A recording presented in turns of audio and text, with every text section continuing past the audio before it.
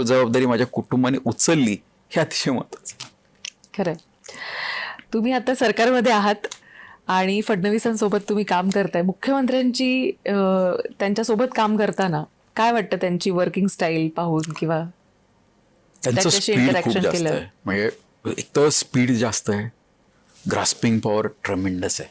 म्हणजे साहेबांना जे काही सांगितलं आहे, भाऊंना देवाभाऊंना अलीकडे आम्ही म्हणतो, पूर्वी साहेब म्हणायचे, आता देवाभाऊ. तर देवाभाऊंना जे काही सांगितलं आहे ते त्यांच्या कायम लक्षात राहतं, नुसतं लक्षात राहत नाही. मग कधी कधी हा मला एक गोष्ट नमूद करायला खरंच हे वाटेल, आमच्यासारखे जेवढे देवाभाऊंच्या जवळ आहेत ना, प्रत्येकाला असं वाटतं की माझ्या इतकं कोणीच जवळ नाही. ही कला जी आहे ना, ही दुसरी कोणत्याही नेत्यामध्ये मी आजतागायत पाहिलेली नाही. प्रत्येकाला ते जवळचे वाटतात आणि नुसते वाटत नाहीत तर ते रिस्पॉन्डही करतात. कसे करतात हाच खूप मोठा नवल आहे, म्हणजे आमच्यासाठी नवल आहे. कारण एवढ्या लोकांना 288 आमदारांची नावं लक्षात राहत नाहीत. खरं.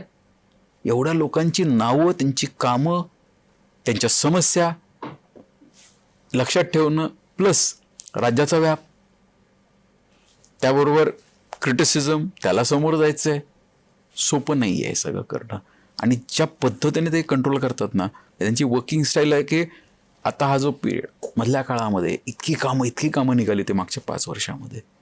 आज फक्त एकच चर्चा केली जाते की एवढा मोठा आता तफावत आहे, पेमेंट्स राहिले, हे झाले, पण सोर्स तेवढाच आहे.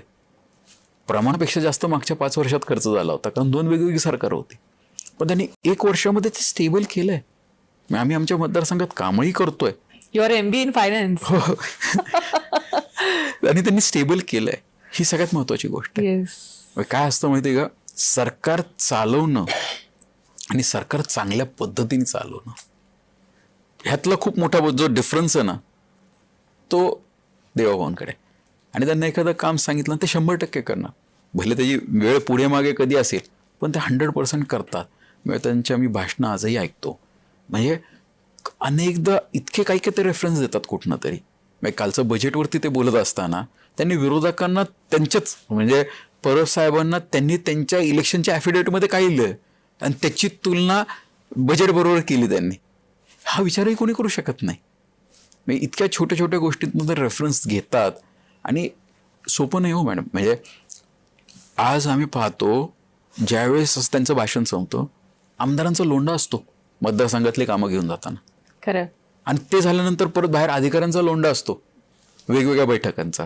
आणि हे सगळं करून सुद्धा ज्या पद्धतीने आज सरकार परफॉर्म करत आहे, म्हणजे दिस इज रिमार्केबल. आणि एखाद्या वेळेस त्यांना कॉन्स्टंट टेन्युअर जो मिळाला असताना, म्हणजे 14-19 झाला आणि 19 नंतरचा जर आणि आत्तापासून परत हा जो कॉन्स्टंट टेन्युअर मिळाला असताना, तर महाराष्ट्राचा खूप फायदा झाला असता. ह्यात देवेंद्रजींचं नुकसान नाही झालं, भाजपचं नुकसान नाही झालं, ह्यात महाराष्ट्राचं खूप मोठं नुकसान झालेलं आहे. आणि हे कळणार आहे महाराष्ट्राला.